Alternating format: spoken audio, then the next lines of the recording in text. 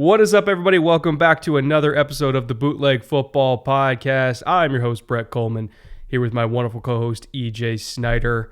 And EJ, I'm exhausted. That was an emotionally exhausting, transcendently good weekend of football. Might have been the best full weekend of football I've ever seen. And that's saying a lot because Divisional Sunday, and really Divisional Weekend, usually the best weekend of the year in terms of just pure good football games. And even among all the other divisional weekends that we've gotten to enjoy over the years, I don't know if I've ever seen a better one. That was incredible. It was amazing. Whatever superlative you want to use, we as football fans deserved that kind of weekend, and boy, we got it. Yeah, I need a cigarette, and I don't even smoke.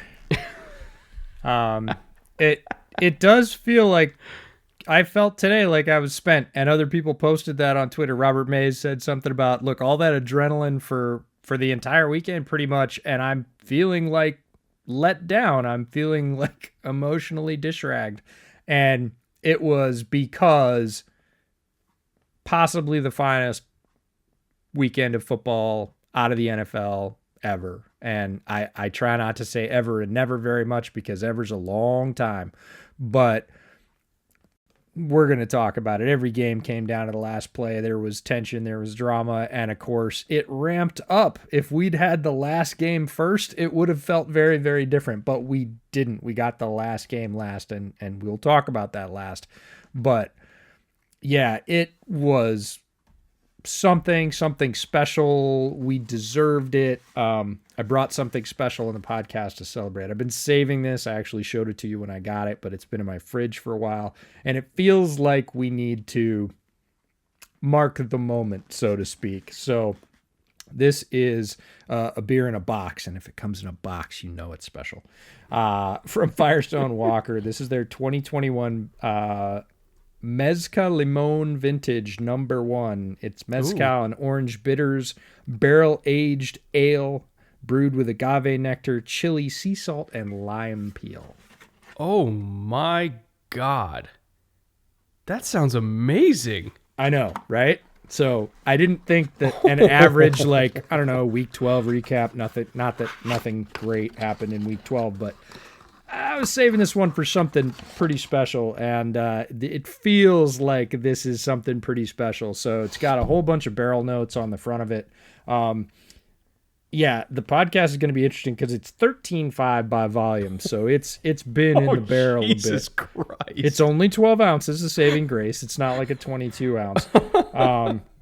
But yeah, bottled last year, obviously has some really interesting flavor notes in it. But Firestone Walker does a bunch of these. I've got 3 or 4 other types, but this is the one I've really been wanting. And since we got that game this weekend, which a lot of people tabbed before it happened as, you know, we'll just call it the Super Bowl and whatever happens after that. And that was kind of joking before that game. And now that we've had that game, that was pretty much dead on. So we'll get into that. But what do you have to wash this wonderful episode down with? I mean, I thought I had the good stuff this week, but I think you might have me beat. This is a wheat whiskey from Drift. Hold up the camera there. This is a little micro distillery in my neck of the woods. They're run by a family of Chiefs fans from Kansas, just outside the border. So I was commemorating the Chiefs on their definitely controversy-free win. No debates about it at all infecting sports media today. But no, it's congratulations to them. They're a bunch of diehard Chiefs fans. They own a farm in Kansas that sends their wheat out to Southern California, where they make a damn fine wheat whiskey. So shout out to all you people over at Drift Distillery. Why don't we get into news and notes here before we dive into our divisional round recap? Number 1, we did want to let people know that we are heading to the Shrine Bowl this week. I think I'm getting there on Thursday, and EJ's getting there on Friday to get ready for practices that start on Saturday and go until Tuesday, and then the game's on Thursday, and there's also Conference Championship weekend during that, so we're going to be watching those games over at Caesars, I believe. And then, I'm doing some film room episodes from there. I'm going to be in Vegas for like 10 days. I think, EJ, you're going to be there for 8. So we're just going to be all nice and jaded by the end of it. But we're going to be we're going to be putting out a lot of draft content while we're out there, a lot of podcasts, practice recaps covering both Shrine Bowl and Senior Bowl. We're going to be putting out a whole bunch of stuff on the Bootleg Football Clips channel, because we had the Shrine Bowl roster reveal with our buddy Eric Galco, who's the director of the Shrine Bowl. So we're putting those from the roster reveal special out on the Clips channel this week. But a lot of content coming your way probably in the next 2 weeks or so as we kind of transfer from real football to future football, so to speak. So keep an eye out for that. Second news and note here. Want to thank Grant, Pax, and Jacob who joined the Patreon this week. Thank you to all of you for supporting us. Remember, you get your 20% off merch discount as a patron of Bootleg Football, so you can check out the merch shop for that if you're so inclined. And then in terms of quote-unquote news, we have a new general manager in the NFL. Joe Schoen was hired by the New York Giants. I know it's spelled like Schoen, but it's pronounced Shane. Unfortunately for him, coming off a very disappointing loss with the Buffalo Bills, where he was the assistant GM under Brandon Beane, but he played an instrumental role in putting together that juggernaut of a Bills team in the first place. And when you look at how the Bills are constructed, they've done pretty much everything well. They've drafted in the trenches well. They've had really good free agency pickups with Micah Hyde and Jordan Poyer. They've hit on defensive players. They've hit on offensive players. They hit on quarterback. They hit on coaching hires. So the Shane hire in New York, I think, is actually great for them, because I think that was one of the most well-run front offices in the entire NFL. And if at least a little bit of that Bills rebuild magic rubs off on the Giants, who knows? I think they could be in pretty good shape here. Yeah, and it gives them the inside track to the Brian Daboll hire. He was, I don't want to say approved, but slated for his second interview, one of the callbacks for the Giants in the head coaching search. Good news for Giants fans. As soon as they hired Joe Schoen, the first thing they announced is that he would immediately take over the head coaching search. That's really the way it probably should be done. That's an opinion piece, but if a GM and a coach don't get along, especially if you foist a GM on a coach, it's not going to work very well if you hire the coach first. So the idea that Shane was hired, given the keys, carte blanche, and said, go find who we need to make this work. Obviously, he knows Daboll very well from their time together in Buffalo. Daboll's a pretty hot commodity after the game that happened this weekend, but really his work over the last couple of years with the Bills, bringing them to offensive prominence. If that happens, if Shane and Daboll, with a lot of shorthand sort of already under the bridge, become the new brain trust of the Giants, things are looking way, way up. I would have the arrow pointing strongly up, despite some challenges in New York, because that is a solid foundation for the really, we'll call it what it is, the rebuild the Giants need to undertake. I will say that this hire felt very much like we also want Brian Daboll. We want that package deal. That's what it kind of felt like to me. People are still bringing up, the possibility of Brian Flores. He's from the area. Seems to be a very highly respected defensive coach. The firing situation around Miami is still a little bit murky. We're still not entirely sure what was going on there. It seemed like there were a lot of frustrations between him and Tua, and their relationship was just not tenable at all, and so they chose Tua over Flores. I'm very much watering down that story, but that's kind of what people are saying, is it was more about personal conflicts within the building between quarterback and coach and front office, and who's to say that would even carry over to the Giants whatsoever? We don't know. But it does seem like the hiring of Shane is very much like hey, we need a guy to come in and rescue our young quarterback and kind of turn his career around. And people saw, what Brian Daboll did to help Josh Allen develop into what he is now. And I will say, if they get Daboll and he brings Dorsey as his offensive coordinator, I'd feel really good about that for Daniel Jones. Obviously can't guarantee that he would suddenly become, what they hoped they were getting with the 6th overall pick.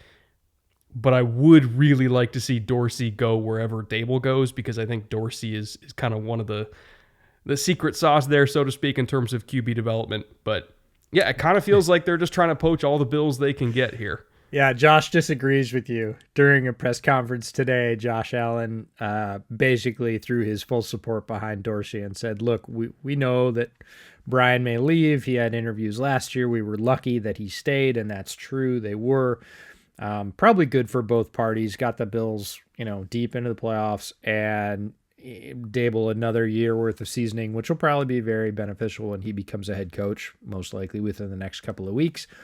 But Josh at his press conference said, and if that happens, I want Dorsey to be the OC. Because he knows how valuable Dorsey is. He absolutely and so does Daboll. does. And honestly, if I'm Dorsey and I'm in a building and I like what's going on, I like the head coach, I certainly like the amount of success my team has had over the past couple of years, and I look at the landscape and I say, I got Josh Allen and this foundation of the roster here. I got Daniel Jones for 1 year, and then I don't know what I have. And the rest of the things that go with the Giants that are sort of requiring that reload, rebuild.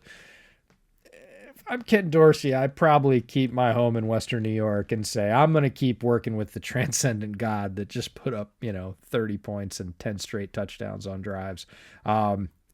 I don't think you get those chances sometimes ever, certainly not very often. He would have to really want to sort of chart his own course and sort of prove that it was him to move away from that situation. Or the Giants just throw an unbelievable amount of money at him. That always works. It doesn't always work. Come fix Danny. It works a lot. So, we'll see. We don't know. But, boy, if you're a quarterback whisperer, guru, developer, you get a chance to both get a promotion and keep working with Josh Allen. I don't disagree. If I was Dorsey, I'd probably stay in Buffalo too. Just objectively speaking, seems like a much more tenable situation for career advancement, but hey, that's just me. Why don't we get to divisional round reactions here, because we talked about it at the top of the show. Absolutely ridiculous slate of games this weekend. Arguably the greatest divisional round ever in NFL history, and that's saying a lot. We've had dozens upon dozens upon dozens of them under the current format.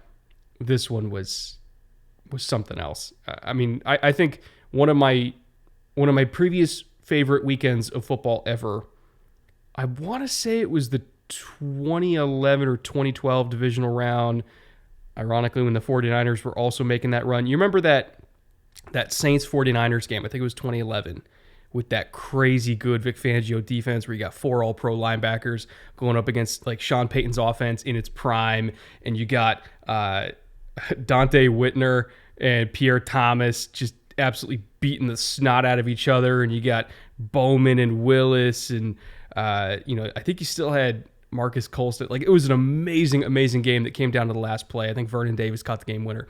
That was one of the best games I've ever seen. All 4 of the games this weekend were just as close as that one. They all came down to literally the last play, including the 49ers game, for irony's sake. It was amazing. It was I don't even think like cathartic is the right word, because it was both tense and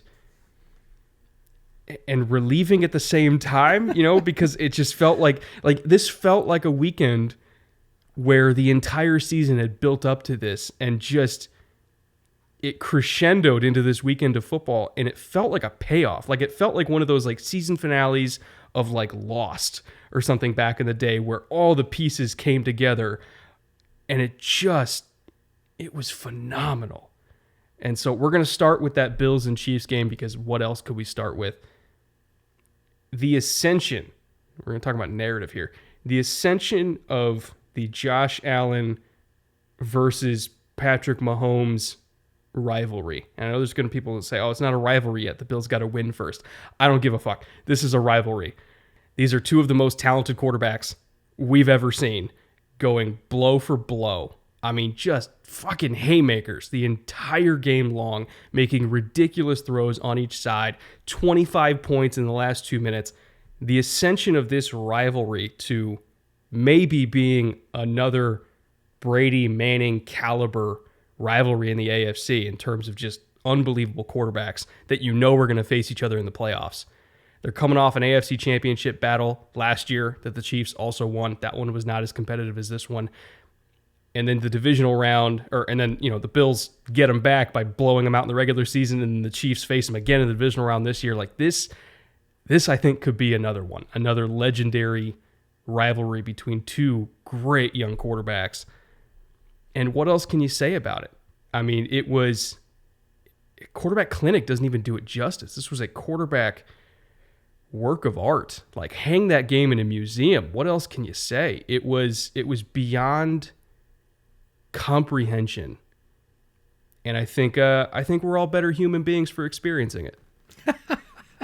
Oh, yeah, I wouldn't say that's selling it short. I put out a tweet last night that said the other major American sports leagues right now, and it was a guy just beating the shit out of his computer, because how do you compete with that from an entertainment perspective as a weekend, as a game, with that game being the capper that all the other games built to?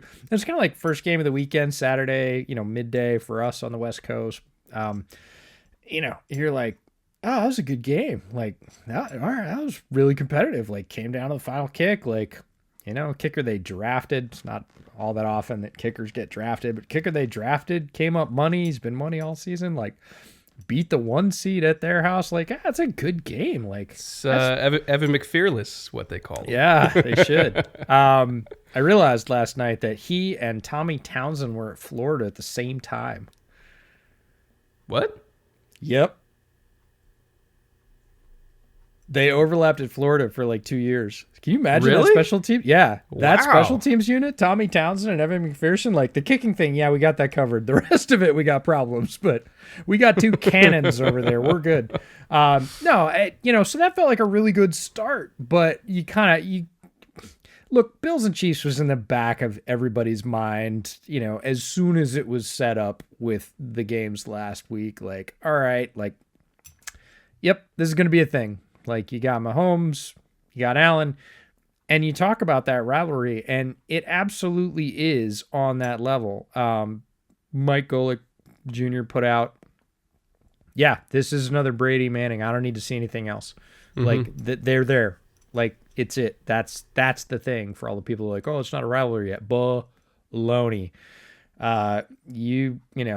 Take the lead and hand it back to a team with 13 seconds in their house with, going to the conference championship on the line and likely winning it. Let's be honest. The winner of this game is most likely going to win next weekend.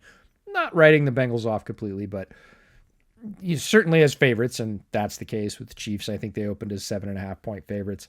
So that's too big.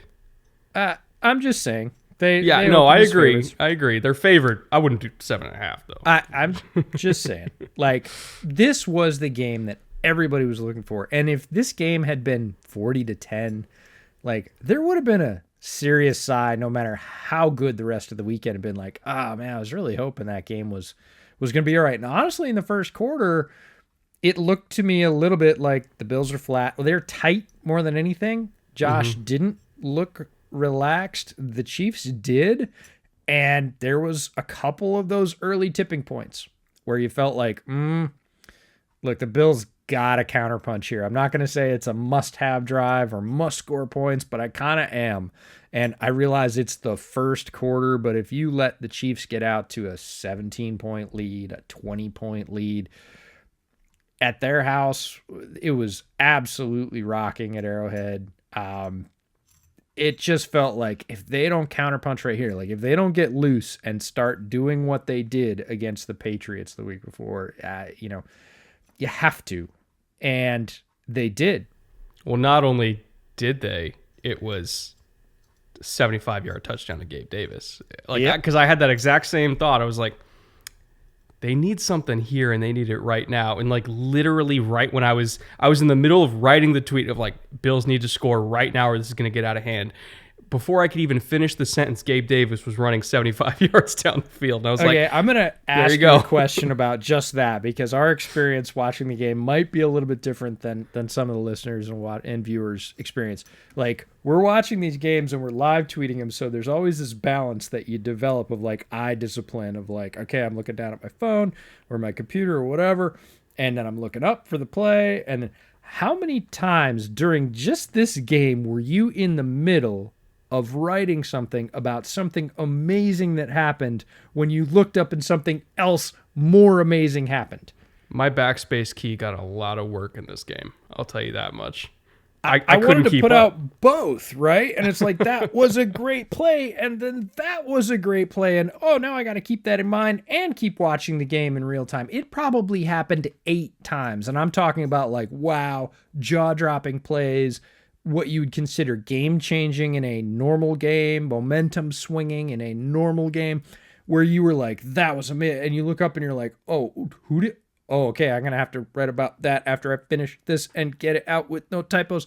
Like, it was like watching tennis on a football field in terms of not point to point, but literally hit to hit in tennis, because there were so many impact plays in a row that just defied description on all accounts. We talk a lot about Mahomes and Allen, obviously, but Gabe Davis had the game of his life. Oh, and my people God. are going to forget about that, and it's wrong. They shouldn't. He ascended right along with Josh Allen. And there were so many game-changing plays on both sides. Just an all-time classic. I put out the thought today that just savor this one. I actually pulled my family down into the cave to watch the game.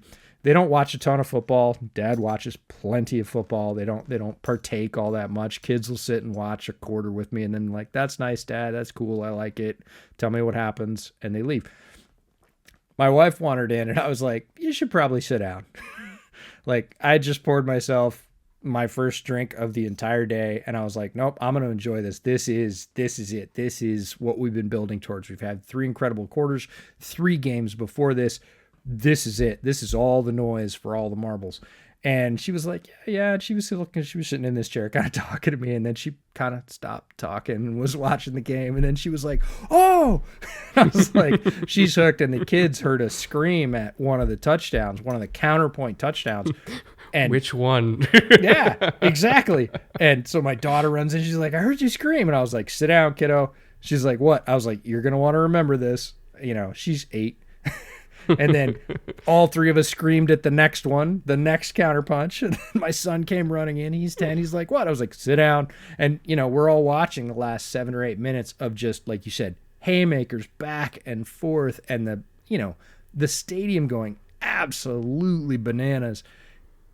It was something special. You could watch. I've watched a lot of football in my time. I watched many games over many years.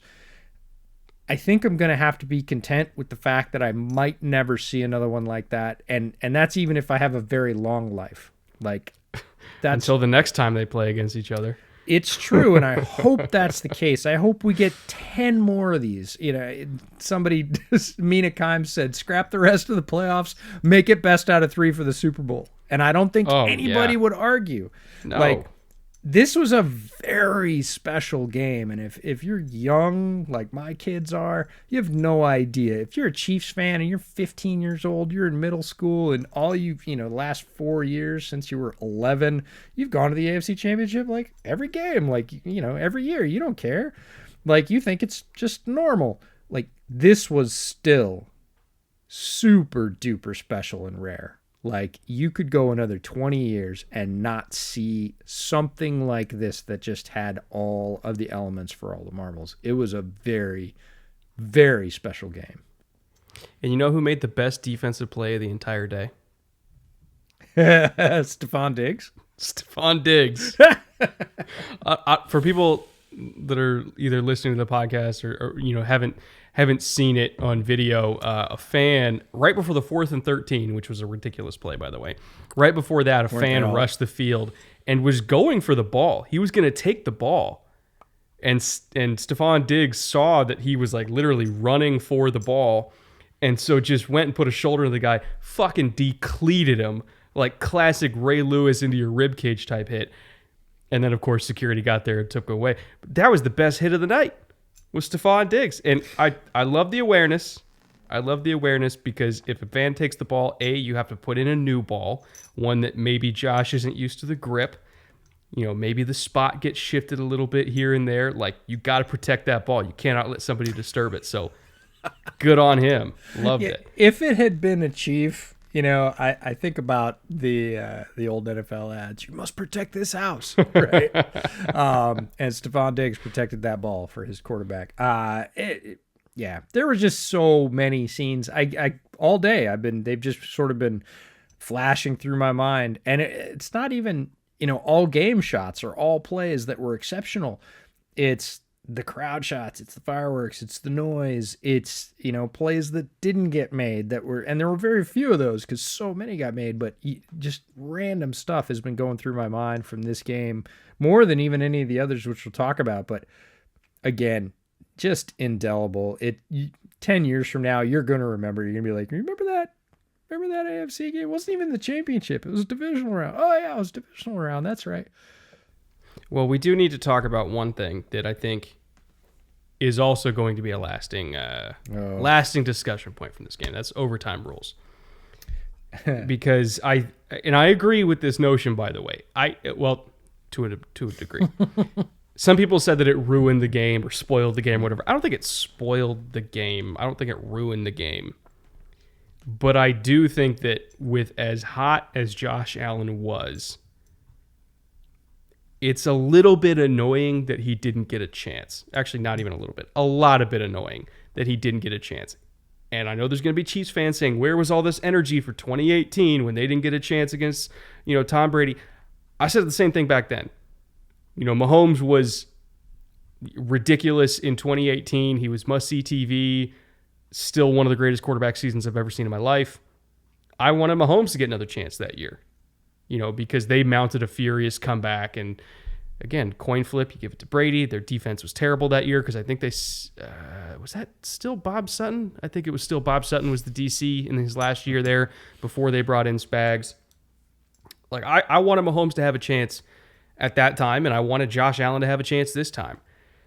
There's an argument that people are saying of like, well, just play defense and you get the ball back. Okay, both teams should have to play defense. Why does only one team have to play defense and offense to win the game, while the other one just has to be good on offense?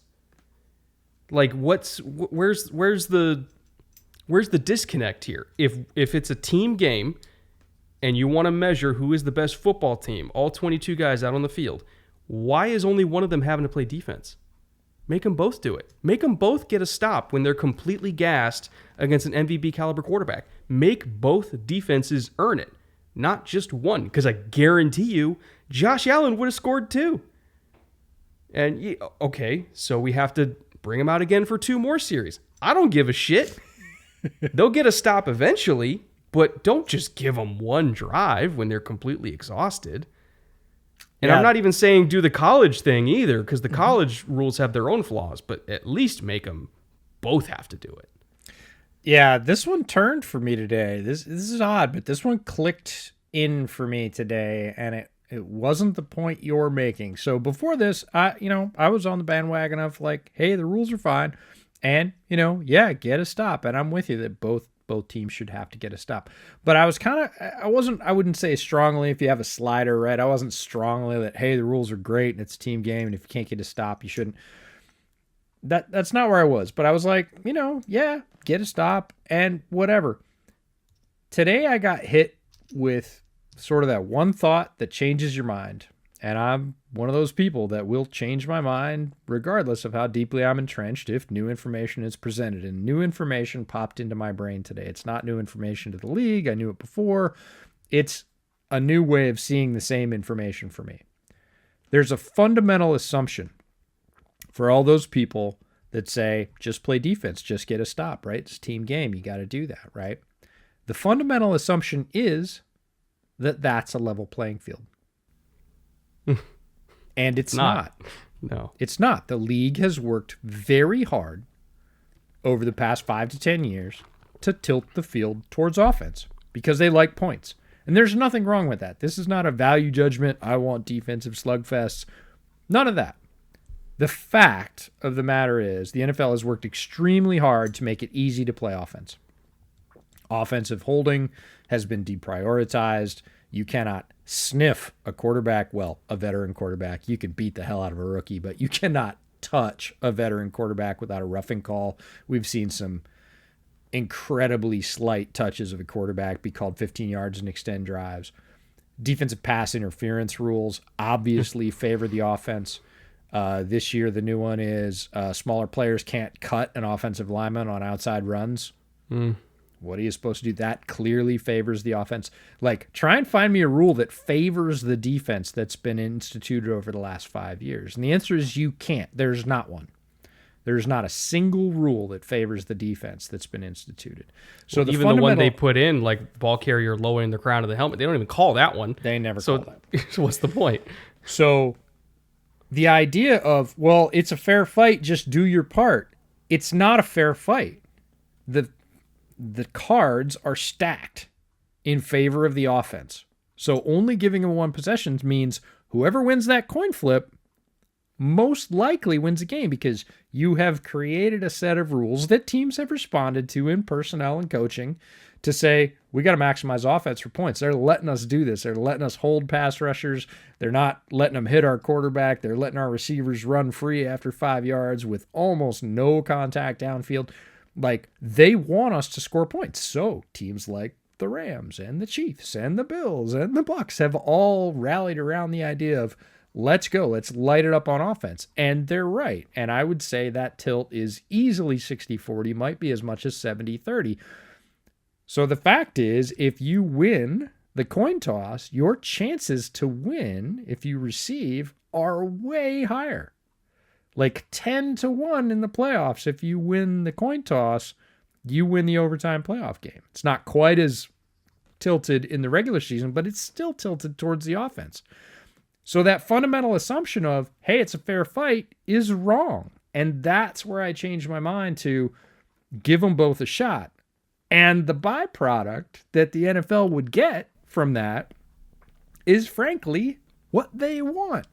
More commercial breaks. More commercial breaks, more eyeballs on the game for longer, more downs that fans can talk about on social media and every other platform, bet on, you name it. The NFL just gets more.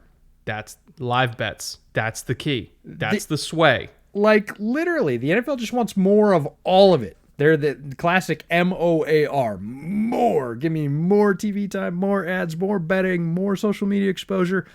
And those rules would make it so everyone, including the fans, got more. So it's a win-win for them, and it helps balance out the rule set, which is absolutely staggered towards the offense. I mean, even in the regular season, where there's a much larger sample size of overtime games, if you lose the coin toss in the regular season, you still only win 40% of the time. Correct. So it's not like, people are saying, oh, it's a 52% win rate. If you win the coin, that's not that bad. It's like, okay, well, you're also factoring in ties there. And an overtime game between the Lions and the Steelers that can't score even if their mother's life depended on it is a lot different than an overtime game between Josh Allen and Patrick Mahomes. It's not comparable. And when you also include ties, again, it's a 40% win rate if you lose the coin toss. So it's a bad rule. It's just a bad rule. Make both teams play defense. It shouldn't be that hard. And then once they both get a possession, if they're still tied, you do it again. And then you just flip-flop who gets the first possession. And then you do it again and again and again. You can still do the 10-minute quarter if you want to. And in the regular season, it can still result in a tie. But in the playoffs, you go until somebody wins. Mm-hmm. Well, you have to. Yeah. Eventually, they're going to get a stop or a pick or a fumble or something. Well, you got to send somebody on. That's the difference between the regular season and the postseason. Postseason, you got to send somebody on. Somebody's got to win. Here's my analogy. You just fought a 3-round exhibition against some other dude, and he won the first one, and you won the second round, and you split the third round. And everybody goes, okay, well, there's no decision. We're not going to call it a draw. You guys want to keep fighting? And they're like, hell yeah, we have to keep fighting. Somebody has to go on to play next week. And they go, okay, cool. We're going to flip a coin. And the loser gets one arm tied behind their back. Let's go.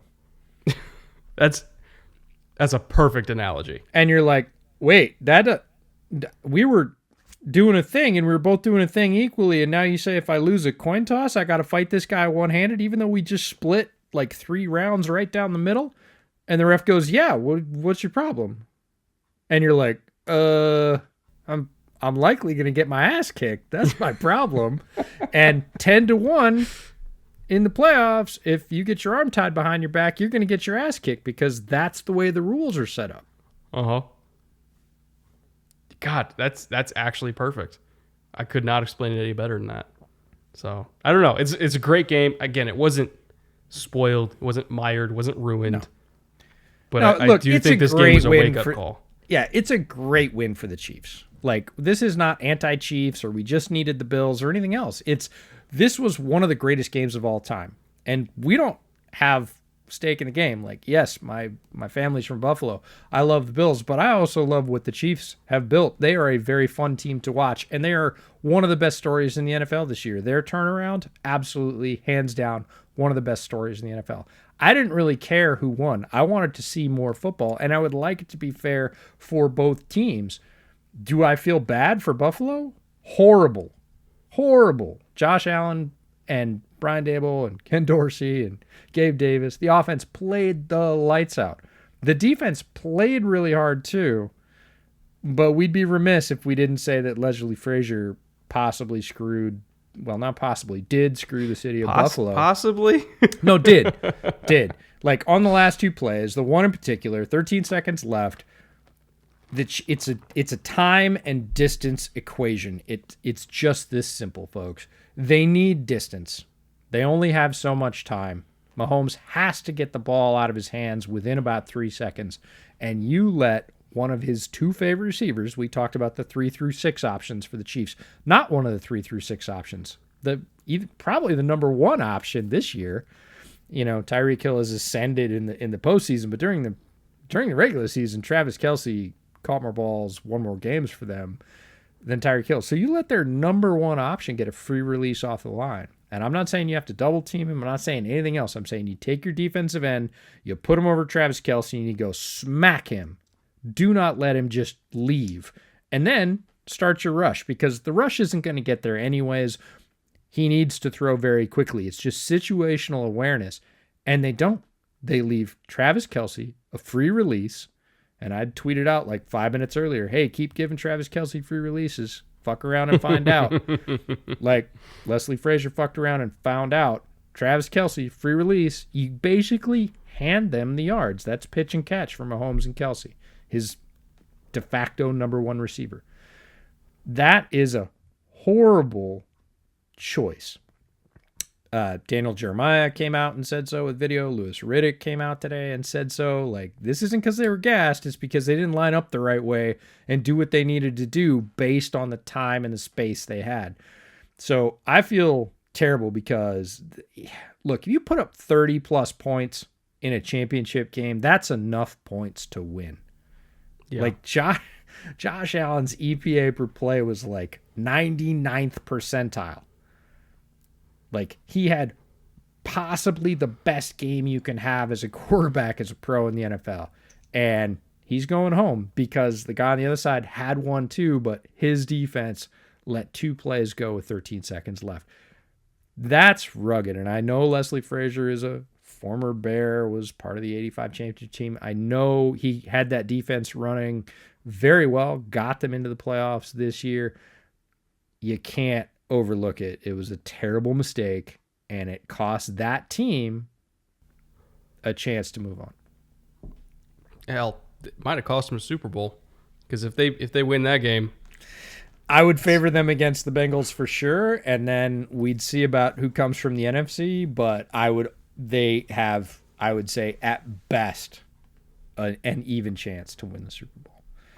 Well, why don't we talk about the Bengals, because we have kind of. We should.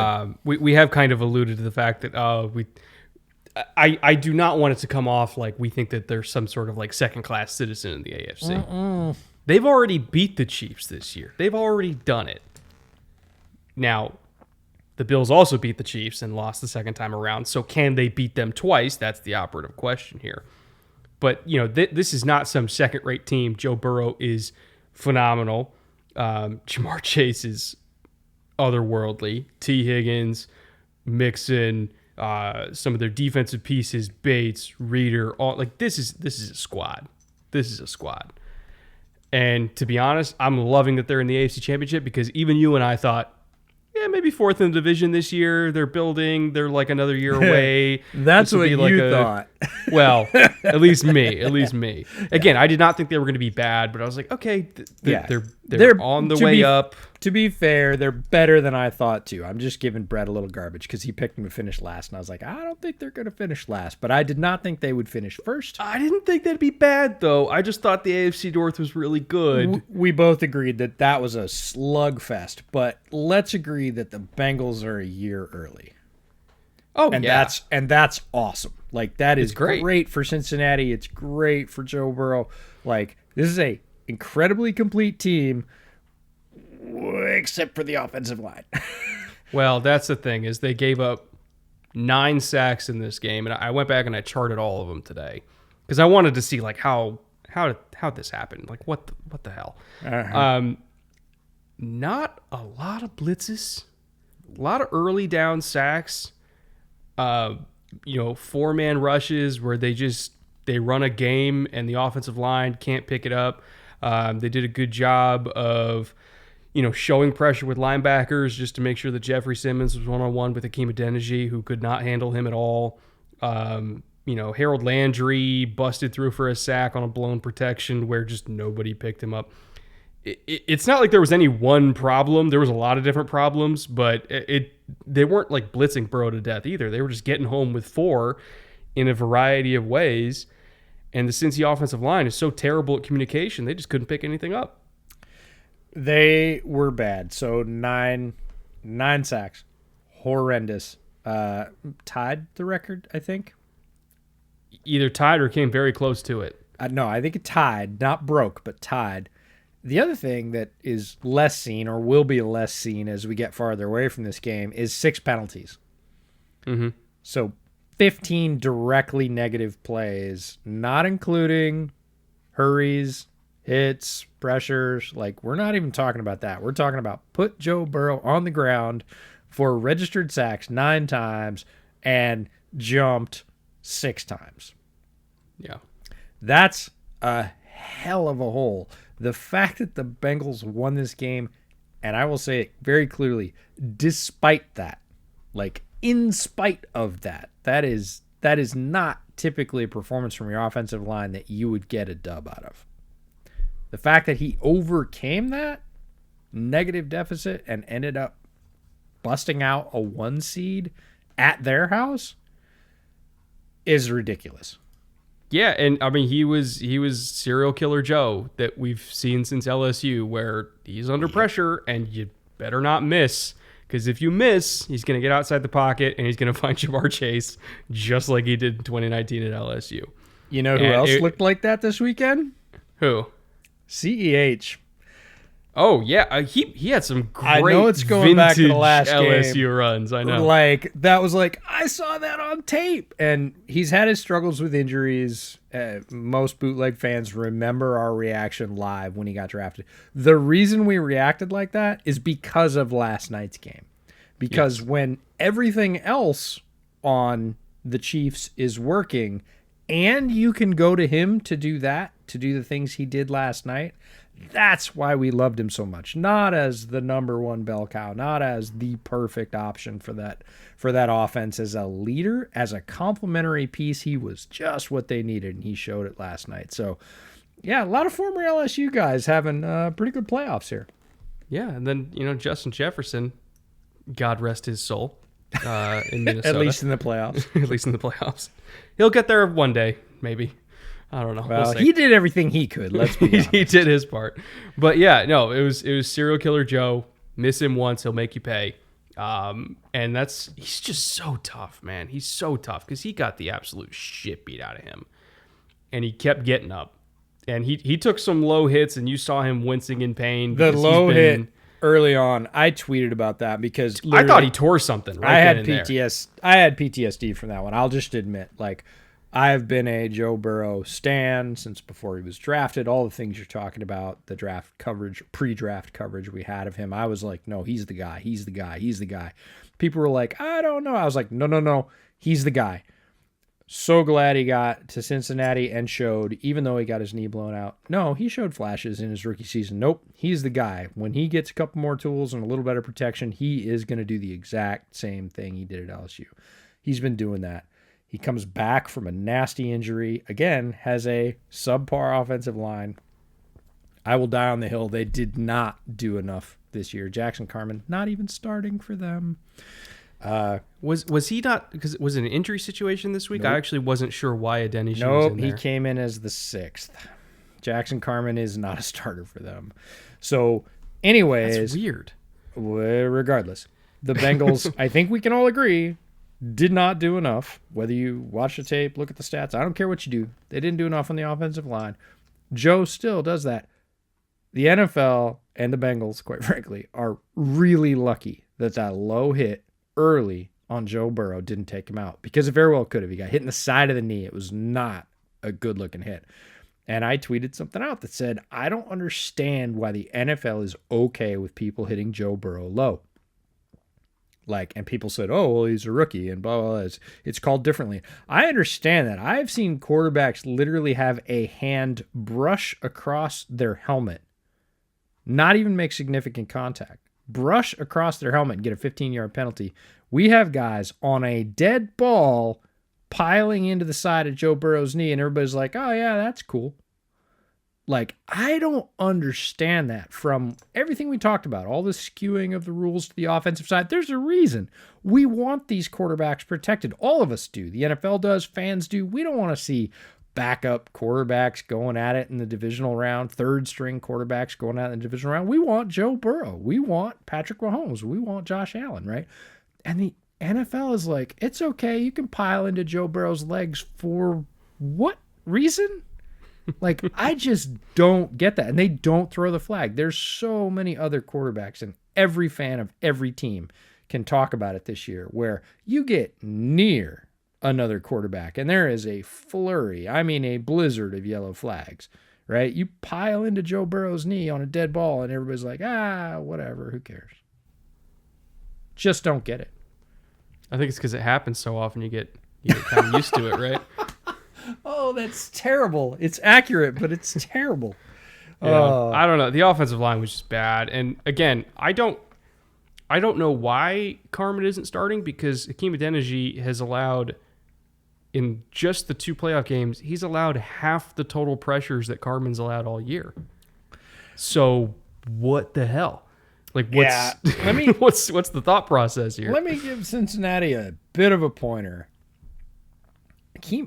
Anybody, Jeffrey Simmons one-on-one is a bad idea. Like, you're not wrong. He's a guy, not unlike Aaron Donald, that if you don't have a plan for him, and I mean more than, hey, buddy, you ought to be able to block him straight up. That's not a plan. If you don't have a plan for him, he's going to wreck your day. He is that talented a defensive lineman. We've been singing his praises for some time, saying he's unheralded. Like, Hakeem Adeniji? Fine player, made the NFL. One-on-one with Jeffrey Simmons? Good luck. Like, yeah. And they kept doing it. The obstinance, the absolute obstinance of saying, oh, we got it. Oh, yeah, what's your plan? Oh, we're going to put a key on him one-on-one.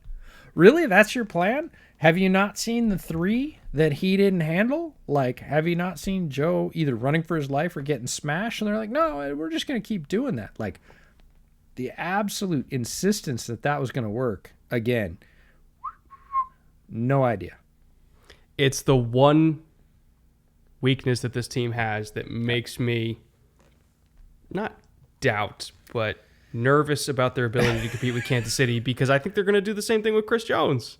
If you look at Jones, let him single up and go. Jones and Ingram against this line, Like just those guys. And Jerron Reed had a big play in the game against Buffalo. Like Frank Clark's had some good reps. Frank Clark had a couple of great stops. So you look at those four. Let's just call that the starting four. Against the Bengals line, it is hard to vote Bengals. I know their offense is amazing. I know Joe Burrow's a killer. I know he has ice in his veins, and he is as cool as it comes. Did you see his post-game presser? Dude, that dude doesn't give a fuck. People were like, how do you cold. feel? And he was like, I feel great. He said, tomorrow might be a different story, but right now, I feel great. And I'm like, dude, you just got the hell beat out of you on national TV. He's all business, dude. Nope. And that's his thing. Every time they win, he's like, yeah, I don't care. We haven't won a Super Bowl yet. I don't care. Yeah, next. Right? I got next. Like, I love that, but the Chiefs' defensive line against that, we'll just call it what it is, a patchwork offensive line that has not held up very well this year, is concerning, is a very diplomatic way to say it. Now, in the Bengals' favor, one of the things we talked about last show was watch DJ Reader, because as DJ Reader goes, this defense will go. And if he has a good day against this interior line from the Titans, and they stop Derrick Henry because of what DJ Reader can do inside, because zone runs are almost entirely reliant on the battle between center, guard, and nose. If DJ Reader is winning, Derrick Henry will struggle. And when Derrick Henry struggles, the offense will struggle. Well, guess what happened? DJ Reader 8, multiple tackles for loss, just completely demolished the line of scrimmage. Him and Tyler Shelvin, by the way, when they were lined up right next to each other, you could not move those guys. It was hilarious. Just so much beef. And, Derrick Henry couldn't go anywhere. And not that Derrick Henry looked a step slow. Like, he looked like Derrick Henry. But, again, from a schematic perspective, if you can't handle anything on the interior between Shelvin and Reader right next to each other, and you can't, how do I describe this without using diagrams? I'm so used to using diagrams. But that guard, center, guard trio, if you can't handle anything within like that little box, whether it's one guy or two guys, and they force you to cut early on a zone run game, you're not going to go anywhere. And they couldn't handle those two guys. And so Henry had to cut early over and over and over again. And they couldn't go anywhere. He had like 20 carries for 60 yards. And when you take that element away from the Titans offense and you put it all on Ryan Tannehill, we've seen multiple times this year, it kind of fell apart on him. And the picks were not entirely his fault for all of them, but still not great. And they just, it was pretty much A.J. Brown and 10 other dudes. Like, that was their offense. And I'm sorry, that's just not enough. It's not enough. Well, it's not enough against especially a Cincinnati defense. We talk so much about their offense and how much having Jamar Chase and that explosive element, that ability to do exactly what we saw in the Bills-Chiefs game, counterpunch, when you get down, to not be like worried about it, to say, no problem, I can get the points. We talk so much about their offense, and we should. Incredible talent on their offense, but their defense played lights out, and that's not something I anticipated. They have a lot of dudes on defense, especially a bunch of dudes that we like, against a good offensive team in the Titans that is, gonna line up and punch you in the mouth. Their defense, from the first play, Jesse Bates cutting that route, picking off the ball, first play in the game, and they didn't let up.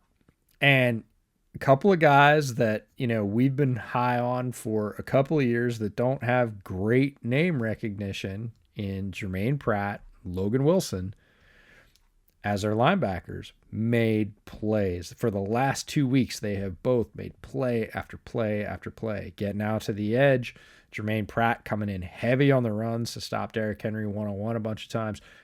This defense played. We love Jesse Bates. We've talked about the guys up front. Trey Hendrickson, got a question from one of our patrons about Trey Hendrickson, and he was like, you were kind of about letting Carlos Dunlap go. And I said, look, the reason we were worried about Carlos Dunlap going isn't because Trey is bad, but because with pass rushers, you need more than one. And we weren't sure about guys like Sam Hubbard. We hoped Sam Hubbard would bring something, but we didn't expect what he has brought. Adding guys like Larry Ogunjobi in the middle, right? Adding guys like DJ Reader in the middle. That has balanced it out and made it so the Bengals can maintain pass rush. And Trey had a career year, 14 and a half sacks. Like, that's a good thing. But like, this defense played low key a lot better than a lot of people outside of, the jungle understand, and certainly were a huge part of keeping them in that game. Like, the offense did what we expected it to. Defense, for my money, played better than I expected him to. It was cool. Yeah, I'm going back to your point. I mean, it wasn't just Dunlap, and Dunlap was fighting with the organization. Like, they were going to have to trade him anyway. But the Carl Lawson, when they let Lawson go to the Jets and then immediately replaced him with Hendrickson, that's when I think you and I were like, well, we kind of like Lawson better. They could have just gave that money to him. Like, I don't know about that, but he stepped up this year. Trey's been fantastic, and I think well worth the money they invested in him. You look at, this is nothing against him, but like, you look at the big year he had with the Saints that led to that contract in the first place. Like, it was a lot of cleanup sacks. But this year in Cincinnati, he was kind of creating sacks on his own. He wasn't just the cleanup guy for Cam Jordan and Davenport and, that crazy Saints defensive line. Like, he was doing it. He was doing the thing that Carl Lawson did, which was creating pressure and letting everybody else clean up. So I think it was his best year, which, how often do you see somebody get a big contract and then immediately have their best year? That rarely happens, but he did. So great signing by Cincinnati. Phenomenal job by them, kind of having the faith in him as a player and it paying off. But, you mentioned Bates, who was great. I think the linebackers had a good day. The corners, again, it's tough to keep a lid on A.J. Brown the entire game. So they had some rough reps here and there, but they didn't get completely demolished. So, again, they did enough. And it was just it was a very good team win outside of the offensive line. If the offensive line played even average, this is probably a 2-possession win, if not more. Yeah, easily, I would say, because the offensive line played so horribly. It wasn't like, they had a couple breakdowns. Honestly, the greatest day for offensive line typically is when everybody says nothing about them. Yes. Right? They get no attention. Nobody says anything. That's their highlight, is no highlights. They basically spotted Tennessee touchdown, maybe 10 points. With all those sacks. I mean, sacks are explosive plays for the defense, right? We talk about explosive plays on offense and how important they are to scoring points. You flip it the other way, explosive plays on defense, including sacks, are a way to keep the other team from scoring points. And the bottom line is point differential. You score more than the opponent, you win more often. That's it. And the offensive line spotted a number 1 seed at home like a bunch of points, and Joe and the offense were able to overcome it, which is pretty damn impressive. And the defense, gave them a couple of extra possessions and just generally played really well. Tannehill did not play great. I mean, if we're being really honest, he does not look like last year's version of Tannehill, even though he has, Henry's a major weapon, but he has more weapons receiving than he did last year. He missed some open guys down the field. Last year, he had that Burrow-like quality. You let somebody go, you let Brown go down the field, he was hitting them, right? He's going to make you pay for that. And he couldn't complete that against a very good defense, and that was the difference in the game. They go home, the Bengals go on and get a chance to try and knock off the Chiefs. Why don't we talk about Rams Buccaneers now? Almost the best game of the weekend. Would have been a legendary comeback, which is ironic because it wouldn't have even been Tom Brady's most legendary comeback in the NFL playoffs, but still would have been up there. Down 27-3, and then the Rams just kept trying to give this game away. I mean, they got up early and often. They were pressuring Tom Brady like crazy because they were down to their third right tackle at one point. Wirfs, he had a 2 torn ligaments in his ankle, so you have a backup right tackle in Wells, who was also hurt in his own right. Ryan Jensen was practicing this week, but again, he's not 100%. Like, it was a very banged up team. You got no Godwin, you got no AB. I think Cyril Grayson was hurt as well. You're just barely getting Leonard Fournette back. Like, it was a extremely injured Buccaneers team, and it looked like an extremely injured Buccaneers team in the first half. They were down in a massive hole. Looked like they had no shot. If it was a fully healthy Buccaneers team, like honestly, it probably would have been a lot closer of a game to begin with, because when they're 100%, they're very talented. But they weren't. Injuries happen. What can you do? And then the Rams just kept screwing up with fumbles and turnovers and drops and all manner of inexplicably bad football. And they just cracked that door open. And when you give Tom Brady an inch, he will take a mile.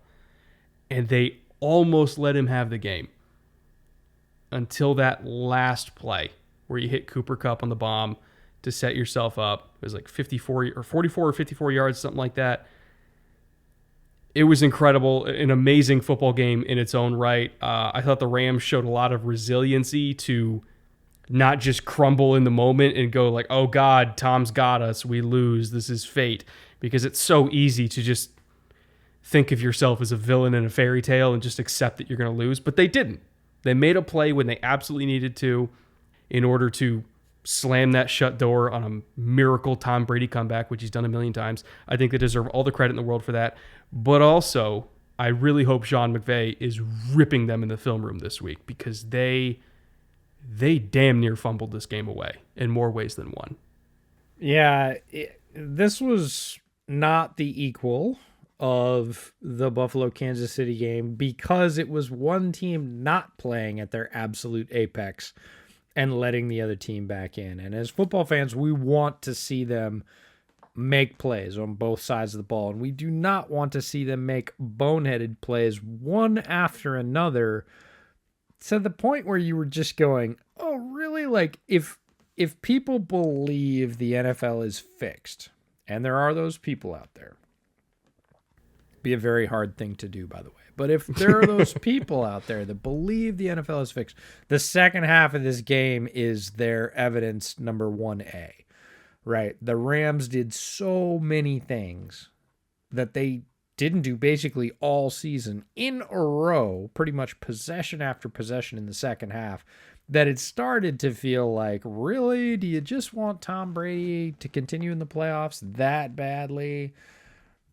There were several plays in this game that were really uncharacteristic. There was a Jalen Ramsey coverage play on the boundary where it was like a back shoulder mistimed, and Ramsey played it better than the receiver. And I swear to God, the ball goes right in front of him while he's looking at it. He's right in the sidelines. He's in bounds, and he doesn't even put his hands up. Like, the receiver cut basically kind of the wrong way. Tom was expecting him to cut sort of back up the boundary, and he cut back in towards the hashes. So the ball was outside. Ramsey was in better position in trail, and literally the ball comes across his face mask, and he doesn't even reach for it. I don't think he saw it.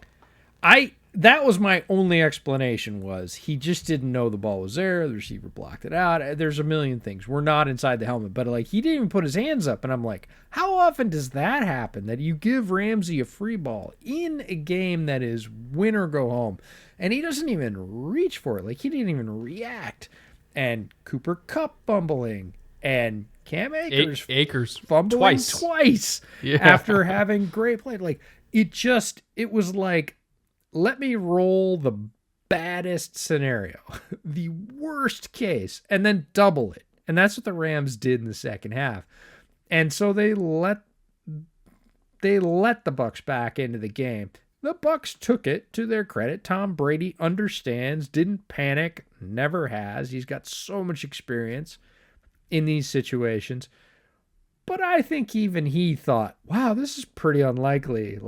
Normally, teams don't give me this many chances, because normally, if they do, I beat them.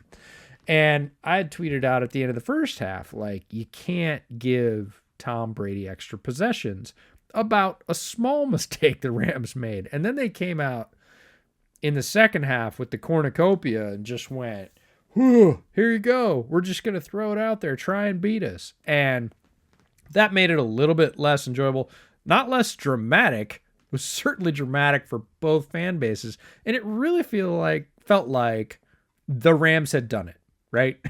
They'd done enough to lose the game. And here you go. You're going to lose the game. And we're all going to smack our heads about this. And then the bomb on zero. Bowles calls zero. They go deep. And all of a sudden you're like, wait, what? End of the game? They've been pitching it away for an entire half. And all of a sudden, here they are. Wait, they can kick and win? Like, it's going to hit the upright. I have found it fascinating. Speaking of that zero call from Bowles, I found it fascinating the defensive criticism that we're seeing on one side with Leslie Frazier, where you're playing super soft and you're just letting them have yards, versus the opposite end of the spectrum with Bowles. I did not have an issue with the call, by the way. The reason why he called zero is so that they wouldn't get free yards. You make them check it down, and so you can rally and tackle. Like, that's the point of calling zero in that scenario. It's why you do it, is to force a quick throw because you don't want them to get chunks. But the thing with Stafford is he don't care. He'll retreat in the pocket against pressure, and they got two guys free. And he's got such an arm that he'll just heave it and he'll lead it because he knows you're not expecting that throw to go deep. And it was on Antoine Winfield to play that from the top down. Antoine Winfield, being the young player that he is, might not have as much experience against a quarterback like Stafford with that kind of arm, let alone a receiver like Kupp. And I honestly don't think Winfield believed that he was going to throw it deep against zero, because who the fuck throws deep against zero in that scenario? And so he just let Kupp go because I think he thought he was going to snap off the route. And so he let him go. And then you saw the panic pump as soon as Kupp was going. He's like, oh shit, please overthrow it. Yeah, he had him for the first second and a half, which is textbook zero. Yeah. You have a second and a half. If I cover for a second and a half, there's that clock in the defenders' heads too, right? That you only need to cover for the first 2 seconds because he's going to be on the ground or running for his life out of bounds after that. And so for a second and a half, Winfield was like in phase, and then he flat-footed it. He pulled up, and he thought, yeah, there's no way that guy can heave it off his back foot like 60 yards. Oh, no. And he got beat by a guy that just won the Triple Crown. Like, that's what makes these playoffs, the divisional round of these playoffs, great, right? Antoine Winfield is a great player. Matthew Stafford is a great player. JPP is a great player. Cooper Kupp is a great player. And it's just like, all right, all these great players, let's just throw you in the mix and see what happens every down after down for 4 quarters. And that was all 4 games this weekend, and that's what made it just killer. I want people to understand that Todd Bowles called zero because he didn't want to be Leslie Frazier. He made a decent call. Now, would I have made zero in that exact scenario? Maybe not, but that's because, again, I don't trust my DBs against Odell and Cooper Kupp maybe as much as Todd Bowles does when I'm seeing Jamel Dean get absolutely smoked all day. But objectively speaking, I don't think the process was bad. No. He wanted to force a quick throw and he got burned, and it happens. So his coin flip was, look, I got Ndamukong Suh, I got Transhrinka, I got JPP. Like, if he gets the sack, he's a hero. Right? If he gets the sack, game's over. Right. And the chances that he gets a sack on that defense with his staff against the Rams in their current scenario, way higher than what happened. The chances for those, stat that ads of Cooper Kupp catching a long touchdown to put them in field goal range are exceptionally low. I would say it's close to single digits. No more than 10%. The chance of a sack, probably 30 or 40%, given his lineup in that situation. So numbers-wise, absolutely made the right call. Wanted to be aggressive. Didn't want to play prevent defense to prevent himself from winning. Comes down to execution. Great players make plays. His great player didn't. The Rams' great player did, and that's ball game. And that's playoff football, man. 100%. Big-time players make big-time plays and big-time gains. That's the definition of NFL football. And it was a good game because of that. Like, I love the game. It was a great game. I was watching. My brother-in-law was a Bucs fan. He was a little bit heartbroken, but I mean, even he said after the game, like it was objectively good game to watch. So I bet it was loud at your house. you have no idea. At least for the second half. I've met your brother-in-law, which is why I said that. Yeah. We watched a Bucs preseason game with your brother-in-law, and it was loud. And I thought, oh man, playoffs like 11. That dude loves Buccaneers football like I love oxygen. It's true. It's true. He does. That's awesome. Also makes a mean wing. He I smoked saw some your wings for us. picture Oh of my his God. wings, and I was extremely jealous. Look, people, you got to go look at my Twitter because it's probably buried down there a little bit now. But so he smoked. He did a lemon pepper dry rub and smoked the wings, and then finished them in the air fryer, and then did some like garlic parm, and then he did some like toasted garlic buff. Oh my God, they were ridiculous. The dude can cook wings, and even he said that he was happy that he was cooking during most of that first half because it would have been a lot sadder if he was actually just watching the game. But yeah, I don't know. Tyler, if you're watching this, please make me more of those for Super Bowl because they were delicious. Let's get to Packers 49ers. Some people are saying this was the least interesting game of the weekend. I just think it was different. I think it was interesting for different reasons. It was a little bit more of a defensive battle and not even in the mold of like the offenses weren't playing well. Like, no, it was just good defensive football. Fred Warner on one foot played out of his damn mind. The corners weren't really asked to play man pretty much ever, but still stepped up and I thought did a decent job in this game in terms of just not letting Devontae Adams walk all over them after the first drive. First drive definitely did. And then after that, they tightened up. D'Amico Ryans called a fantastic game. The defensive line played extraordinarily well. Pretty much the only consistent weapon I felt like the Packers had was kind of Aaron Jones in the quick pass game because he's super slippery in space. But other than that, they couldn't really get anything going after the first drive. And again, it was largely because of how well the 49ers defense was playing and how exceptionally disciplined they are in zone coverage because they're a predominantly zone team. Like 85-90% of the time, I would say they're playing zone, and they're really, really, really exceptionally good at it. When your middle linebacker is Fred Warner, you better be because he's crazy good in zone coverage. But yeah, just a phenomenal defensive game plan and execution by the 49ers defense. I don't know if you want to say it or me, but Aaron Rodgers, man, good Lord. How many times can you just have ridiculous regular seasons and set all these records and be MVP, and then it gets to January football and it just falls apart? I don't know how to explain it. Like, that didn't look like Aaron Rodgers. And this is not me saying that 49ers defense got away with something. I'm just saying he didn't look good. Well, here's the difference in the game, and it is this particular battle interface, whatever you want to call it. Aaron Rodgers versus the defense. And San Francisco defense, if you're feeling particularly motivated, I want you to go back and pull the clip out of our preseason divisional previews. And we talked about the 49ers, and we specifically both talked about D'Amico Ryans. Mm-hmm. And we were like, we're interested. Like, consider us invested. We really want to see what this guy can do with the defense. And we think it's going to be good. It's not the train wreck kind of intention. We're excited about what he can do. And he put on a masterclass against the Packers. But lots of people play good defense against the Packers. It will surprise some people looking at Aaron Rodgers' stats that that's the case. Lots of people come with a plan. The plan was not some exotic, super one-off. The plan was a really good mix. And our buddy Mark Schofield, who we've had on the podcast, did a great breakdown the morning after on the Touchdown Wire on USA Today, where he writes about D'Amico Ryans and what they did specifically on defense. Go check it out.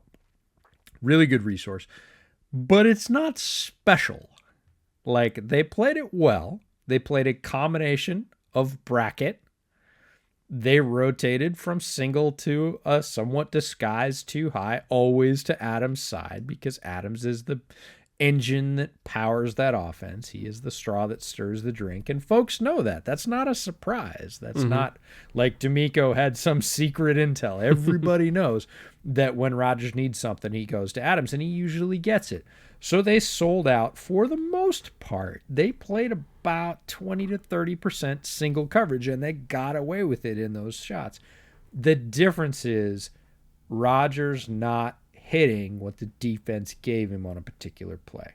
And as a Bears fan, I am highly aware that 95% of the time, again, during the regular season, if you leave somebody open or you single cover Adams, he will hit them. Like clockwork. Like I would bet my mortgage money on it. And I like this house. Right? He couldn't do it in the playoff game for whatever reason. But even in Mark's breakdown where he says, look, here's the bracket. Here's the open guy, right? DeGuara is running the clear out underneath, and he's the guy. And I can't say he didn't see him, because you've got to imagine that Rodgers dreams this offense at this point. He knew he was there, and he didn't hit him. And if you're against any other team, like any NFC North fan was like, what? Yeah. Like, there was an open guy and he didn't hit him. Or they had Adams one-on-one and he didn't thread a perfect pass right past that guy's ear hole into the outstretched hands of Devontae Adams. What's going on? It looked very uncharacteristic for Adams. So credit the 49ers. They played great defense. I think the conditions absolutely had something to do with it. It was, technical term here, ass cold at Lambeau. That field was hard as a rock. Everybody was like, oh, all 4 games are being played on grass this weekend, which is awesome. Grass at 0 degrees, basically. Temperature at kickoff was about 13. The feels like factor was cement. 2. Yeah, it doesn't give at all. And you saw a ton of injuries, a lot of attrition in this game, both sides of the ball. Kittle was banged up. Offensive lineman for the Packers went out.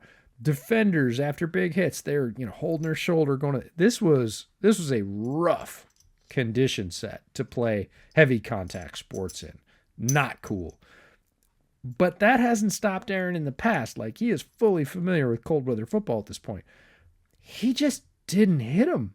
And it was staggering. Like, that's the difference. He was not the serial killer that he is for all these great regular season games, which are amazing. And to me, it was staggering. Like you said, if you told me before this game that the Packers are going to put up 10 points with Aaron Rodgers healthy, I'd be like, where's the betting window? I'll put folding money on that. More than 10 points, I'll take the over, no matter what. That's the first quarter. Right, typically. But Rodgers has to hit the open guy, and he does, like, religiously. And in this game, he suddenly, like, just starts pitching the ball away when he sees double coverage. Well, the one that got me, so I don't know if you remember when he tried to throw that deep post to Adams that was double covered and it went like 3 yards too far or whatever. Mm-hmm. It was a Dino concept, and it's like a deep post, and you got the deep dig underneath it, so it's literally the deep post is an alert. And he was wide open. Lazard there was nobody within 10 yards of him, like wide open. And as an NFC North fan, as a Bears fan, like 10 times out of 10 and twice on Sundays, Rodgers is going to nail that guy right in the chest and smirk and take his 13 yards and a new set of downs, and he's going to do that over and over and over again with like surgical precision. And suddenly, you mentioned it at the top of this, the wheels just fell off. Like, he did it all year long he had one of the best seasons ever as an NFL quarterback. He's in the running for NFL MVP, and he could win it. Like, he's probably not, because of the whole, like, Tom Brady might retire thing, which is pushing votes that way. But he is absolutely legitimately in the top 2 for best players in the NFL at quarterback. And he didn't look at all like that during the playoff game. And that was the difference. That's the reason the Packers aren't playing this week. Yeah, we can blame special teams, which, yes, the Packers had the worst special teams in the league. It was bad. I mean, inexplicably bad. Like, even by their standards, that was terrible. Probably a 10-point swing just off special teams. Theoretically speaking, if the special teams just didn't even make any great plays, but just didn't make any negative plays, Packers, on paper, maybe win this game. Maybe. But I still think that if you have a quarterback that costs as much as Aaron Rodgers, that gets as lauded as Aaron Rodgers, you should put up more than 10 points at home as the 1 seed. Well, first time I looked at somebody looked it up. First time that a kick and a punt have been blocked in the same game since, like, it goes way back. It was like 90. It was in the 90 somethings. Like, we're talking a quarter century ago since that happened. And all these people that are like, oh, see, Jimmy G is the answer. And I'm like, whoa. You watched the wrong game. Like, the 49ers did not score offensive points. They scored points on special teams. They kept the Packers from scoring points on special teams. If you came away from this game thinking, oh, yeah, Jimmy G is the answer certainly after watching the Sunday night game between KC and Buffalo, I don't know what to tell you, folks. You're not a bootleg listener. You have not been paying attention to class. That is not the answer. And we can talk about the drops. There were some drops. It's cold. The ball's basically just a giant block of ice. I get it. He also had, off the top of my head, 3 throws that probably should have been picked off. So, yeah, you want to give him 3 drops. You know, there was the one from Kittle. Like, there probably should have been a lot more yards in his stat line, but I'll be damned if there shouldn't have been a couple more picks, too. That was like cardiac stuff. I feel really bad for 49ers fans with cardiac conditions because, especially in the second half of the game, I mean, even the announcers were like, okay. Oh, he was trying to throw a pick. Yeah. And our buddy Ted Wynn at FB Film Analysis that does the athletic coverage was like, man, Jimmy G just wants to throw a pick 6 so bad. And it's not like he didn't try. Like, he tried over and over again to really give the Packers an extra couple of possessions. And look, conditions were terrible. Nobody was catching the ball well, but he was not a reason that the 49ers advanced. I was looking in particular for a stat because I saw this earlier. This is from PFF George. He's a huge Niners fan, by the way, and he's been banging the Trey Lance drum the entire season. He's been begging for Trey Lance to get in, and he posted this. Jimmy G in his last 4 games has 10 turnover-worthy plays. Turnover-worthy plays either means like you fumble or you even like picks that aren't picks, like if it should have been caught, like a dropped pick, like they count that as like a turnover-worthy play. So they charted 10 turnover-worthy plays, 2 big-time throws, and 3 wins.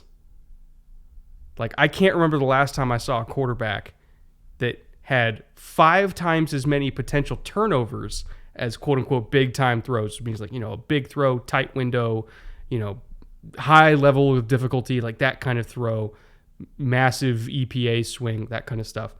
To have 5 times as many potential turnovers as big-time throws. Josh Allen might have 2 big-time throws every drive at this point, and you still win 3 of those 4 games. Like, that's, again, I don't want to call him lucky, but damn, I don't remember the last time I saw a quarterback get away with that much. He's the outlier. I posted today that look at the 4 teams that are left. Of the 4 teams that are left, 3 of them are built on offense. 3 of them are built to win shootouts. That's what, McVay and the Rams went out and got Stafford for. It's absolutely how the Bengals assembled their offense and their, 5 really good options on offense. KC, enough said. The 49ers have an offense which is largely running through Debo. Debo got hurt in this game. He got hit in the side and limped to the sideline, and you could collectively hear the gasp of 49ers Nation because this offense with no Debo is done. Like Jimmy G at quarterback, there's not another answer. He has been the thing, the dynamo that's been stirring this offense. And he went out, limped to the bench, looked pretty hurt for a while. He did come back in and play again. But the 49ers are the outlier. They're getting it done with great defense, like we said, huge special teams plays, and quite frankly, surviving their quarterback play, whereas Stafford, last second throw down the middle to get him in field goal range. Obviously, Mahomes, we don't need to talk about that. Joe Burrow getting the hell pounded out of him and still overcoming a 1 seed at home by continually making plays. Like, the 49ers are the outlier to this model, which is 3 teams built to boat race who also have defenses that are playing surprisingly well in terms of the Bengals and certainly the Chiefs in the second half of the season. Look, we know the Rams have pushed all the chips into the middle of the table. They went and got Von Miller. They've got Floyd. They've got Donald. They've got all the guys, Jalen Ramsey, you name it. But strangely enough, they got 3 of their biggest plays from a special team backup safety on the day. Look, their defenses are playing pretty well. Niners defense wired up. Their offense surviving, I think, at best. They are the thing that sticks out in this remaining 4. Well, what's interesting about it is the one team that their inconsistent offense seems to not matter in, because they will win 100% of the time regardless, is against the Rams. I don't think Sean McVay has beat Kyle Shanahan in over 3 years at this point. I think we're going on 6 straight now for this 49ers versus Rams rivalry, and now they are facing each other in the NFC Championship game, so we might as well talk about that one. Going back and watching the last time these two teams played, 49ers were down 17-0. Jimmy threw 2 picks. It was rough. And yet, they came back. It was, again, one of those like late, second half collapses that the Rams narrowly avoided this week against the Bucs. Same thing happened in that game. And the 49ers just kept plugging, and their yards after catch threats just kept making plays.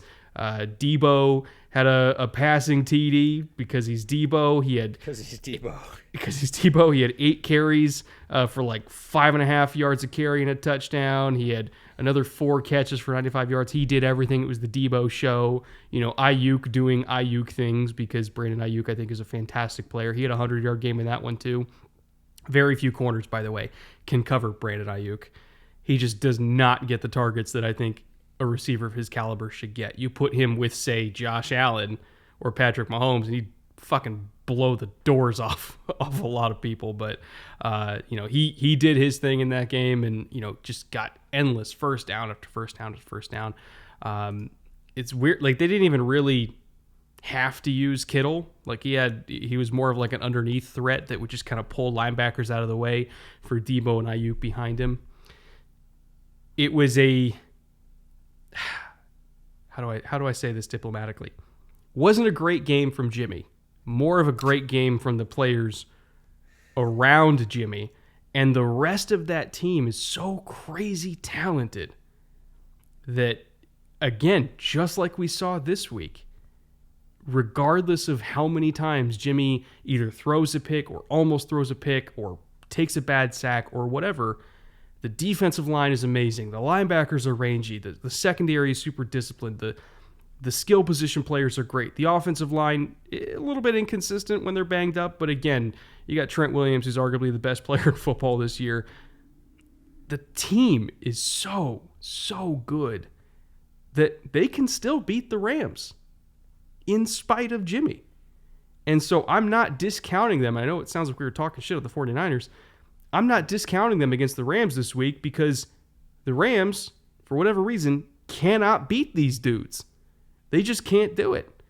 So I think it's anybody's ball game this week. Like, I don't know what the spread is, but I don't feel comfortable betting it either way, because quite frankly, whenever the 49ers play the Rams just melt.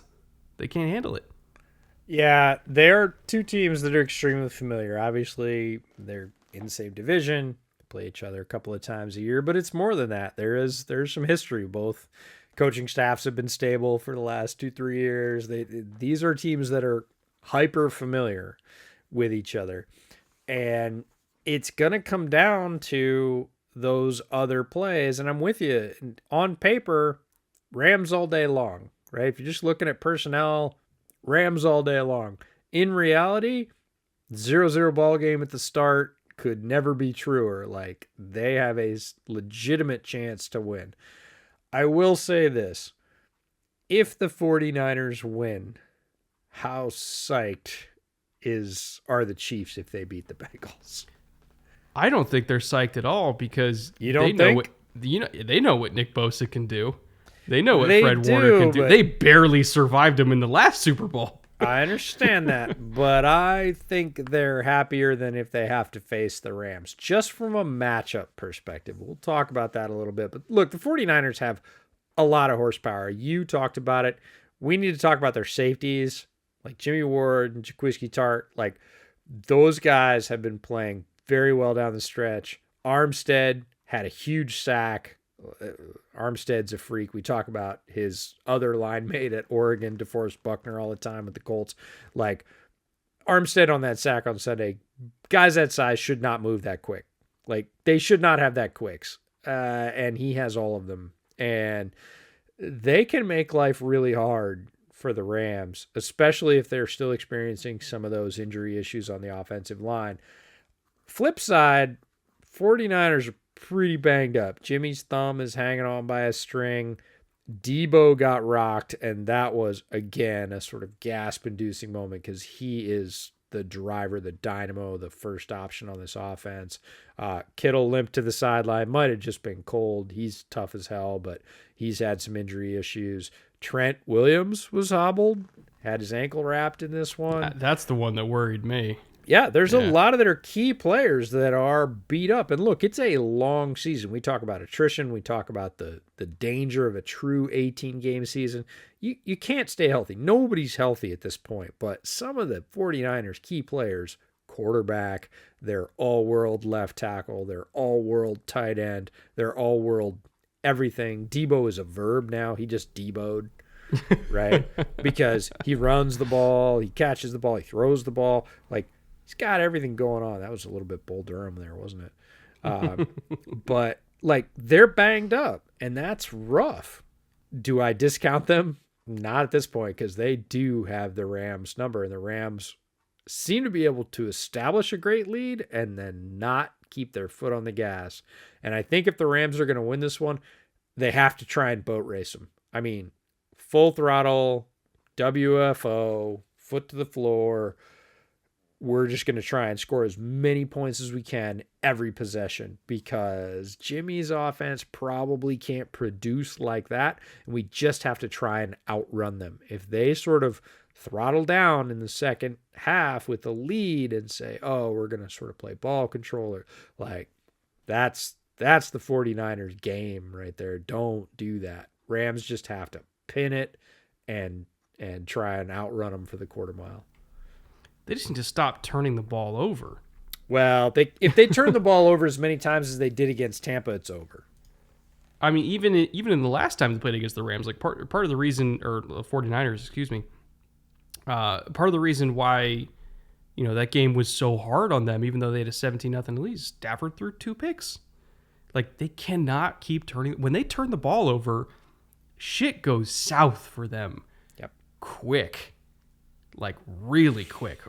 I don't have the numbers in front of me in terms of like number of points given up off of turnovers, but I'd bet they'd rank near the top because it seems they just completely fall apart. It's almost like we talked about how like Kansas City's like a vibes based team. When the vibes are good, they're good. When the Rams turn the ball over, for whatever reason, it turns their whole vibe sour. They play like shit for like the following 5 minutes after. Yeah.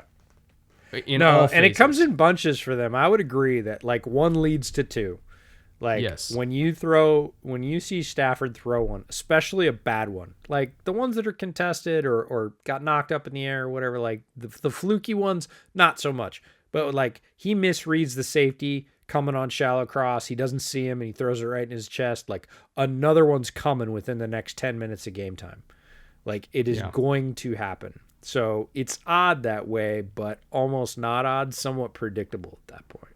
I mean, we saw it in the Titans game. We saw it in the 49ers game. We had a bunch of games game. this year in the middle where he threw 2 or 3, right? And I actually said 2 or 3 weeks ago on the podcast, like, Stafford has to stop being a turnover slot machine. Like, he cannot play that way and expect him to win, especially not in the playoffs, against a good team, banged up or not.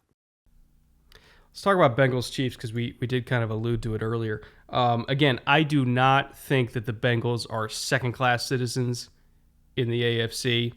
They've already beat the Chiefs before. That being said, it's a very hard to reproduce result because when you look at how they beat the Chiefs, it was a lot of fades down the right boundary where they would get one-on-ones with Jamar or one-on-ones with T. Higgins. I have to imagine the Chiefs are going into this game and knowing like, hey, okay, Ward and Fenton can't cover Jamar Chase. They're going to get posted up. So we're going to play cover 2. We're going to have a deep half safety there every single time. We're going to play one double if we really need to on third down. And we're just not going to let Jamar Chase be one-on-one. Like, that's their goal, is just don't let him be one-on-one. Let the corners play trail and sag underneath with a safety over the top and make Joe Burrow beat them with something other than a 9 route down the boundary. Because guess what? A 9 route down the boundary is something you can take 3 steps, plant, and throw, where your offensive line is taking a little bit out of the equation. If you make him take 3 steps, plant, read it, see the safeties over there, and then he has to turn back to the backside dig, he's already hit. Their offensive line isn't good enough. So for me, it's take Jamar Chase away and make him go from 1 to 2 because that's enough time for him to go from 1 to 2 where I think Chris Jones is getting a sack. Just speed up the clock. Take away that first option. It really doesn't even have to be just Chase. Like, take away whatever the first option on the play is because they can't block him long enough to get to 2 and 3. And more often than not, they're probably going to get home. That's at least, I know it sounds like a very simplistic game plan, but like we're just looking at talent versus talent here. They can't block Frank Clark or Chris Jones or all those guys. We talked about it earlier. Just take away the first option, unlike last time where they didn't take away the first option, and they'll probably be a lot more successful. There's one thing I want to see before I sort of definitively put my foot in the ground about this game, and it's the injury status report on Tyrann Mathieu. Yeah, the concussion was a big deal for sure. Tyrann Mathieu with a concussion, and if you look at Josh Allen's passing chart, I think it was Kay Adams that said, "Look, there's a Tyrann Mathieu-sized hole in the middle of that thing where all these throws are going." And if he has that option, guys like Boyd and even Mixon on a Texas route are going to be able to be the quick second option. Like, he can look at that 3 steps and say, are they bracketing Jamar? Are they doubling Jamar straight up? Like, and if they are, he can look towards that inside option. And look, Nick Bolton was on fire coming forward in this game. Like, he was a terror coming forward. You give me Nick Bolton against Boyd, Mixon in space. It's when Bolton has to go backwards that's the issue. Even maybe Uzama, I would call that a draw, but the other two, I would call it a clear win. And we've talked about it. Burrow will find that option, especially short over the middle. And Mathieu is the guy that would make that very dangerous or just totally untenable. If he's not there, they're going to have to do something else because their corners are not as good as the Bengal wide receivers. Not even close. Their defensive line is way better than the Bengals' offensive line, but their corners are not even close to as good as Chase or Higgins. And they know that, so they're going to have to shade their safety coverage, certainly to Jamar's side first, but a couple big throws to Higgins on, again, that aforementioned 9 route down the sideline, and they're going to have to shift up. And then it doesn't matter if you shift on that wide receiver bias or balance, because if Matthew's not there in the middle, you can go to Uzama, you can go to Boyd, you can go to Mixon on that little nice little angle route, Texas route, whatever you want to call it. Like, if he has that option open to him, that's a quick throw coming off, oh, they're covered. And I don't care which receiver he goes to on the outside or tries to. That's going to be a big difference because, again, it allows him to get the ball out quick, and we know he's going to have to do that because Melvin Ingram, Clark, Jones, you name it, even Jerron Reed can create that pressure. So he's going to need that quick option. And if he's got it without one of the premier sort of everything middle space defenders in the NFL, their chances to come out with a W go up a little bit. I think the one thing the Bengals can do here, because one of the Chiefs' favorite coverages is they start out in a single high look, and Daniel Sorensen's kind of hanging around the box, and Matthew's in the slot, and then all of a sudden Sorensen bails to get to a deep half, and Matthew goes to the deep middle. They basically play Tampa 2 coverage, but you have Matthew as basically playing the same role as like Brian Urlacher, with that kind of range where he's the middle dropper. If you can get them into that coverage, or rather, if they're going to be running that coverage against a certain look, and you kind of use Jamar Chase as your sacrificial lamb, you go into like a 3-by-1 look. Jamar Chase is isolated. The safety's going to be expanding because they fucking have to at this point. They cannot leave him one-on-one or he's going to beat him. So that safety's expanding that way. Matthew's going to be playing the deep middle. And then you got Daniel Sorensen in the deep half.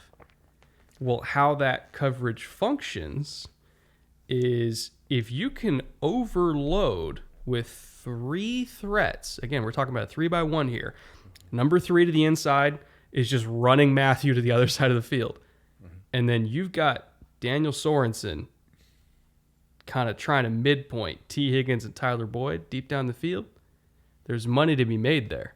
Good luck. Good money. I mean, they got him almost the same way last time, except it was Jamar Chase, and he just ran right by him. They basically gave a little bit of bait to the corner to come down and trap it, and then Sorensen was like, okay, I'm just going to try to run with Jamar Chase here. Didn't work out very well. I don't think they're going to fall for that again, so you're going to have to do it with T. Higgins, but T. Higgins is great too. If they're going to get a big play, I think that's how they're going to do it, is they're going to try to pick on Daniel Sorensen and overload him with 2 threats and make him choose. Again, I'm not saying it's guaranteed, but if it was me, that's what I would at least try, because if there's one guy that I can pick on in that defense, it's Daniel Sorensen. Well, the other one I really want to see, I 100% agree that if I'm drawing that up on Cincinnati's offense, I want as many of those choice routes for Sorensen as I can generate. The other one is on quote-unquote obvious rundowns. I want to get Mixon out on wheel routes against Bolton. If you can get Mixon against Bolton matched up, I'll take Mixon 9 times out of 10 down the field in the pass route. And Mixon, not a great receiver, but absolutely a functional one, and faster than Bolton. Faster and quicker. So I like that matchup, and I'm not going to go to it 5 or 10 times. Like, that's not what I'm talking about. I'm going to go to it 3 or 4 times when I've set it up with something else, and I want to get Mixon on a wheel, right? I want to see if Bolton can hang with Mixon, and the answer is he can't. Not for more than a second or two, and that's going to be really close territory to Chris Jones just eating Burrow. But again, if he can spin out, generate a little bit of time, Mixon's going to be free down the field against Bolton. If you can get him in obvious rundowns, and then really go to a pass, I'd like to see it. It's going to be a fascinating game. Of course. Again, not ruling out the Bengals at all because they have Joe Burrow and they have all those weapons. It just comes down to how's the offensive line play. Like, that is the entire game. How does the offensive line play? If they play even average, honestly, Bengals might win this thing. If they play like themselves, I don't know. Might get a little bit rough. If the Bengals fail to counterpunch at Arrowhead, it's over. We saw Arrowhead in full throat on Sunday night, and if Mahomes and offense go down and score as expected, and the Bengals come back and get a field goal, and Mahomes and the offense go down and score as expected, and it's 14-3, and the Bengals come back and they put together 6 or 7 plays, but just barely get across half field and have to punt or try a long field goal and miss or whatever. And then KC comes back and scores again, even if it's a field goal at that point. You're up 20-3 in Arrowhead with it just absolutely rocking, looking at a trip to the Super Bowl on the line. Good luck. Yeah, not loving that. That place is hard to hear yourself think when it's going off. Well, we're almost 2 hours into this thing, which I didn't think we could go 2 hours talking about 6 games, but it's bootleg, so here we are. We totally can. We totally can. We didn't even get to talk about your little Bears fan heart being warmed by the Packers losing, but it more so than the Packers losing, because look, that's a great day, but the memes. Like, Twitter was incredible. The vitriol from all corners of the Twitterverse. Like, I was honestly, even as a diehard Bears fan, as a guy that respects Aaron Rodgers' talent, but tires of getting whooped twice a year and all the other BS that goes along with that experience, I was honestly shocked at like how many people came out to dunk on Aaron Rodgers and for how long. Like, it has been continuing. There was hundreds of memes from all corners of the internet. Like, I was shocked at the deluge of really glad that guy lost. And I'm like, okay, like people had it saved up for months, man. I'm telling you. Yeah, the Brady outpouring was like this big compared to that. And look, the fact that Brady and Rodgers deal with the devil both expired within 24 hours is fascinating content. But like, people dunked on Brady like a little. People dunked on Rodgers like a lot. I think it's because people knew that it wasn't Brady's fault. They knew that he would have won that game if the defense didn't blow it. Whereas Rodgers, I mean, he just objectively did not have a good game. Like, nope. Can't really say it was his fault. But anyway, why don't we get out of here? Again, 2 hours deep on 6 games is no small feat for us. But thank you to the entire Bootleg Hall of Fame, Murat, Consti, Fitz, all of you guys. Thank you for another continued month of support as our executive producers.